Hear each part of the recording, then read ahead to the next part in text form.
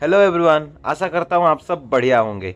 Boruto last कुछ chapters में बहुत सारे चीज सामने आया है, जैसे कहीं पे निगाहें कहीं पे निशाना। So let's start the show. Future में कावाकी और बोरुटो के बीच तो लड़ाई होगा। उस वक्त आइडा और शारदा क्या कर रहे होंगे? ऐसा नहीं कि बैठ के पॉपकॉर्न खा के लड़ाई देखेंगे। बीबीएफ ने अपने वीडियो में बताया कि शारदा का मांगेक्यो शारिंगान सन को और आइडा का सेनरिंगान मून को रिप्रेजेंट करता है। किशिमिटो भी एक कैनन एपिसोड में दिखा चुका है। आइडा कावाकी का हरकत देख के अपनी गलती का हिसाब बराबर कर रही है, इसीलिए बोरुटो पे नजर नहीं रखेगी बोलती है। इसका मतलब ये नहीं कि बोरुटो विलेज में वापस आने के बाद वो उसका साथ देगी। मोमोशिकी ने बताया था कि नहीं ऐसा नहीं, those blue eyes shall eventually take everything from you. और हम सब ने सोचा ये जोगान के बारे में बात कर रहा है। फिर हम सब ने सोचा ये जोगान की नहीं, बोरुटो के अपने ओरिजिनल आंख जो ज्यादा ब्लू दिख रहा है उसके बारे में बात कर रहा है। बट एक्चुअल में मोमोशिकी आइडा के बारे में बात कर रहा था। ये वही ब्लू आइस है जो बोरुटो को अपनों से पराया कर दिया पलक झपकते ही। और यही बात फ्यूचर में शारदा को आइडा से लड़ाई करने को मजबूर कर देगा। इन माई थ्योरी इन दोनों का लड़ाई तो होगा, पर आपस में नहीं बल्कि कोड के अगेंस्ट पे होगा। देखो, कावाकी और बोरुटो दोनों एक दूसरे से लड़ना चाहते हैं और विलेज को प्रोटेक्ट करना भी, क्योंकि बोरुटो का प्लेस कावाकी से स्विच हो चुका है। इसीलिए कावाकी कभी नहीं चाहेगा कि विलेज डिस्ट्रॉय हो जाए। ये जो विलेज डिस्ट्रॉय दिखा रहा है ये कोड का हरकत है, अपने पूरे आर्मी के साथ आएगा। कावाकी सोचेगा कि ये बस मोमोशी का किया धरा है सब, और तुरंत लड़ाई।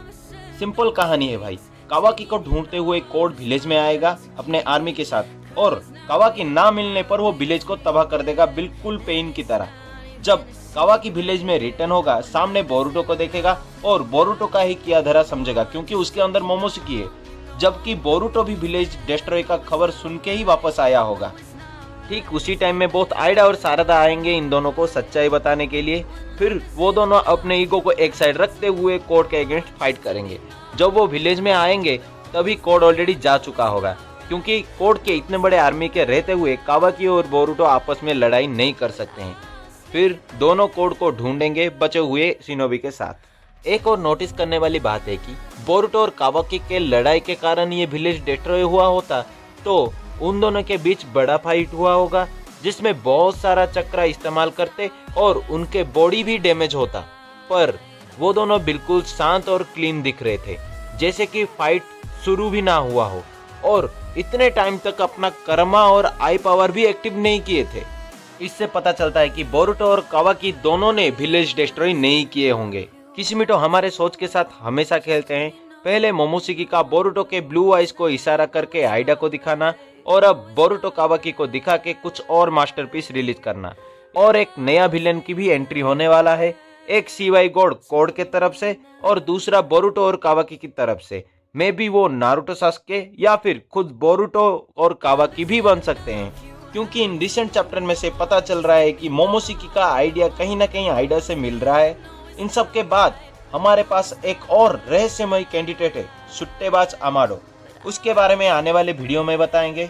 और भी बहुत सारे थ्योरी वीडियो आने वाला है, और ऐसे ही कुछ प्रूफ भी है जो आपको दिखाने वाला हूँ। तब तक सब्सक्राइब के बटन पर रसेंगान फेंक के मारिए और नोटिफिकेशन जरूर ऑन करके जाना।